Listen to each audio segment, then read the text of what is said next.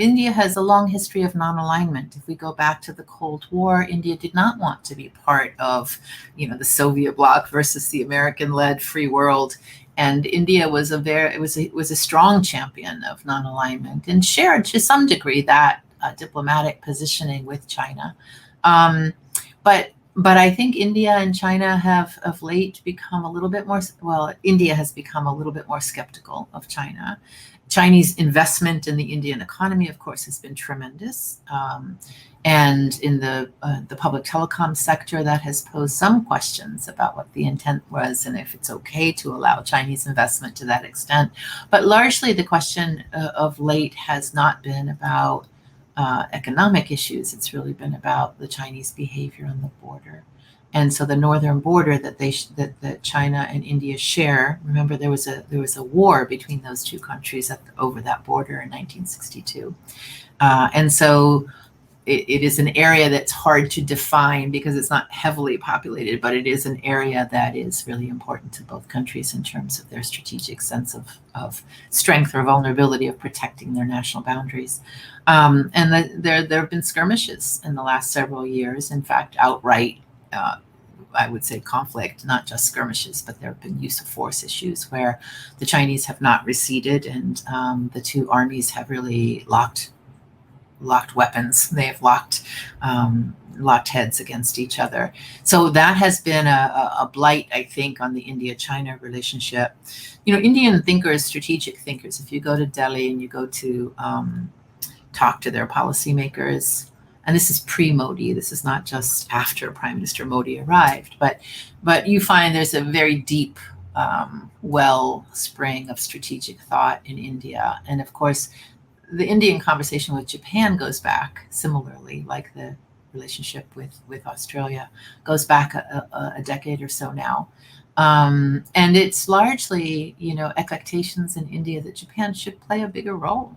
Japan is a major power. It's a major economy. It should not be as hesitant as Japan has been about its military as a strategic instrument. So I think you find I went to India to talk to government folks over a decade or so ago, and I was really quite taken aback by the conversation there on Japan. If you sit in Tokyo, there's a great deal of resistance about thinking of the Japanese military as something to project Japanese power. But in India, there's a very clear-headed sense that Japan and India could offset the rise of Chinese power, balance, if you will, geostrategically, that continental power that we think of as China. But so you've got several pieces going on here in terms of the Indian affinity for a better and deeper strategic relationship with Japan. The United States conducts military exercises with India and has for some time on a binational basis. The Malabar exercises is what they're called. And Japan joined those several years after it developed the relationship with Australia. So Japanese Navy, the Maritime Self-Defense Force, regularly participates now in the Malabar exercises. Now Australia has joined, so that's another dimension of the Quad. You've got all four power navies exercising together, and they exercise not just in the Indian Ocean, but they exercise in the Western Pacific, they exercise in south of the South China Sea, they exercise south of the East China Sea.